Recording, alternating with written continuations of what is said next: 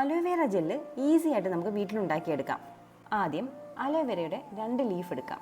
എന്നിട്ടിത് ഒന്ന് overnight വെള്ളത്തിലൊന്ന് soak ചെയ്ത് വെക്കാം. ഇതിങ്ങനെ കുത്തനെ കുത്തി നിർത്തണം. ഇതിനകത്തൊരു യെല്ലോ ലിക്വിഡ് ഉണ്ട്, അത് കംപ്ലീറ്റ് പോകണം.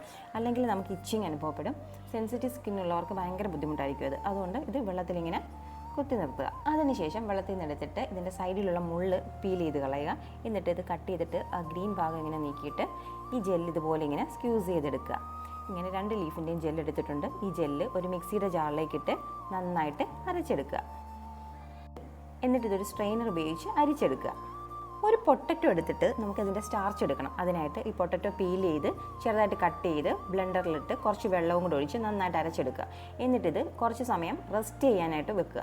റെസ്റ്റ് ചെയ്യുമ്പോഴത്തേക്ക് ഈ ഒരു അടിമട്ട് വരും. ഈ മുകളിലത്തെ വെള്ളം കളഞ്ഞിട്ട് ആ അടിമട്ട് വേണം എടുക്കാൻ. അതൊരു 10 to 20 മിനിറ്റ്സോളം റെസ്റ്റ് ചെയ്യാൻ വെച്ചാലേ നമുക്ക് ആ ഒരു സ്റ്റാർച്ച് കിട്ടത്തുള്ളൂ. ഈ അടിമട്ടാണ് സ്റ്റാർച്ച്. അലോവേര ജെല്ല് ഒരു ജെൽ കൺസിസ്റ്റൻസിയിലാക്കാൻ വേണ്ടിയിട്ട് ഡബിൾ ബോയിലിംഗ് മെത്തേഡ് ഉപയോഗിച്ചിട്ട് നമുക്ക് ഈ സ്റ്റാർച്ച് ആഡ് ചെയ്ത് കൊടുക്കണം. ആദ്യം ഒരു പാത്രത്തിൽ വെള്ളം തിളപ്പിക്കുക. ഇതിനകത്തേക്ക് ഒരു പാത്രം വെച്ചിട്ട് അതിലേക്ക് നമ്മുടെ അലോവേര ജ്യൂസ് ഒഴിക്കുക.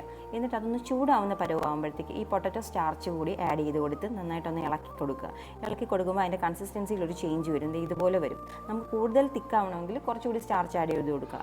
നമുക്കൊരു ആവശ്യമുള്ള കൺസിസ്റ്റൻസി ആകുമ്പോൾ അത് സ്റ്റോപ്പ് ചെയ്യുക, ഓഫ് ആക്കുക.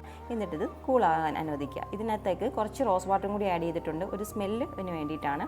ഇത് ചൂടാറിയിട്ട് ഒരു ഗ്ലാസ് ബോട്ടിലിലേക്ക് ഒഴിച്ച് നമുക്ക് ഫ്രിഡ്ജിൽ സൂക്ഷിച്ചാൽ ഒരു മാസത്തോളമൊക്കെ ഇത് കേടാവാതിരിക്കും. നല്ല തിക്ക് ആൻഡ് ക്രീമി ആയിട്ടുള്ള അലോവേര ജെല്ല് റെഡി ആയിട്ടുണ്ട്. ഇനി സ്റ്റോറിൽ പോയി വാങ്ങേണ്ട ആവശ്യമൊന്നുമില്ല, വീട്ടിൽ തന്നെ ഉണ്ടാക്കിയെടുക്കാവുന്നതേ ഉള്ളൂ.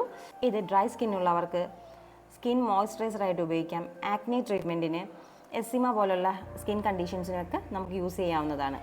എല്ലാവരും ഒന്ന് ട്രൈ ചെയ്ത് നോക്കൂ.